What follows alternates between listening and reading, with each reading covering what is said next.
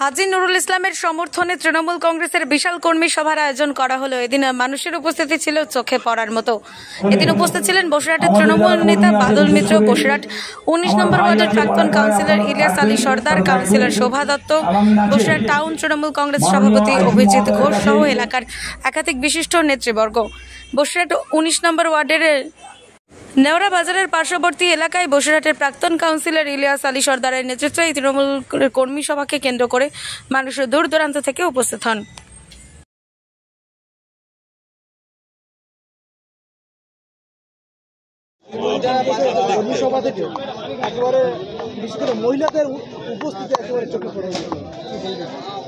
এটা আমাদের কোনো কৃতিত্ব না, এটা দিদির কৃতিত্ব। দিদি মমতা বন্দ্যোপাধ্যায়ের প্রতি যে মহিলাদের যে ভালোবাসা, সেই ভালোবাসার বহিঃপ্রকাশ। লক্ষ্মীর ভাণ্ডার, শুধু লক্ষ্মীর ভাণ্ডার না, বিভিন্ন প্রকল্প মমতা বন্দ্যোপাধ্যায়ের যেগুলো মেয়েদের প্রতি যে সম্মানজনক যিনি যে প্রকল্পগুলো আছে, শুধু লক্ষ্মীর ভাণ্ডার নয়, কন্যাশ্রী, রূপশ্রী, তার মধ্যে তারপর আর একটা জিনিস যেটা হচ্ছে স্বাস্থ্যসাথী কার্ডে তাদের পরিবার প্রধান, এসবগুলো যে দিয়েছে, এটা হয়।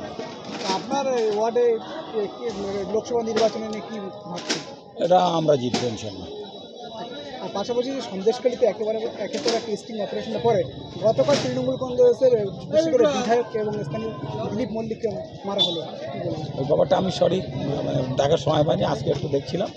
ওটা হচ্ছে যারা ওই টাকার বিনিময়ে এসবগুলো কাজগুলো করেছিল, এখন তাদের যেহেতু সম্মান হানি ঘটছে স্টিং অপারেশনের পরে, এখন ওদের একটা কিছু করতে হবে মান সম্মান বজায় রাখার জন্য, ওরা এটা ব্যবস্থা করছে। দাদা, আপনি থাকছেন না, হচ্ছে যাচ্ছেন, এই সামলাবে আমাদের পাড়ায় পাড়ায় অসংখ্য বুথ কর্মী যারা নেতৃত্ব আছে, পাড়ার নেতৃত্ব আছে, তারাই যথেষ্ট। আমি তো ভোট করি না, বাড়ি বাড়ি যাই না, বাড়ি তো যায় তারাই, আমাদের কাউন্সিলরও বাড়ি যাওয়ার সুযোগ হয় না। ভোট করে পাড়ার নেতৃত্ব, পাড়ার কর্মীরা, তারাই যথেষ্ট। আপনার এলাকাতে কত ব্যবধানে আমরা ৮০০ ভোট মিনিমাম।